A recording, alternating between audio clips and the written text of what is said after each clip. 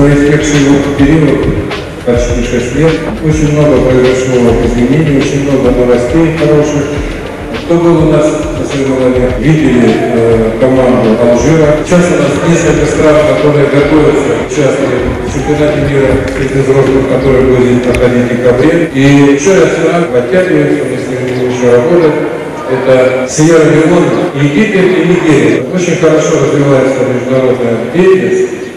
И это благодаря тому, что нам помогает ряд людей, ряд организаций, которые все эти годы с нами. И мне хотелось бы поблагодарить одного из таких людей, Грицаев Михаил Владимирович. Михаил Владимирович был введен в президиум Международной Федерации. И сейчас я с удовольствием вручу ему удостоверение и скажу спасибо от вас всех и от нас за помощь в нашей работе.